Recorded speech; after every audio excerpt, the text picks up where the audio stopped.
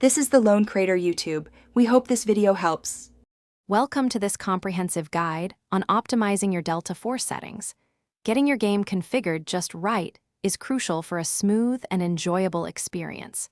We'll dive into various adjustments that can dramatically improve your performance and give you a competitive edge. From visual fidelity to precise controls, understanding these settings will help you master the battlefield. Let's get started and fine-tune your game for peak efficiency. For graphics, start by matching your display resolution to your monitor's native setting. This ensures the sharpest image.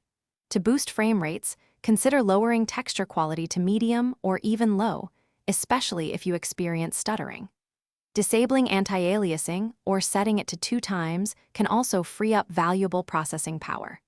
Finally, reducing shadow quality will not only improve performance, but can also make enemies easier to spot in darker areas.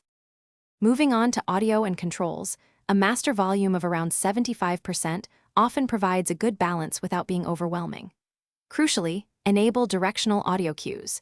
These sounds are vital for hearing approaching enemies or distant gunfire, giving you a tactical advantage. For controls, customize your keybinds for quick access to critical actions.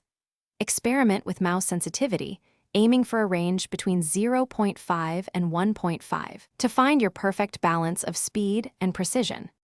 To wrap things up, ensure your display refresh rate is set to your monitor's maximum for the smoothest visuals.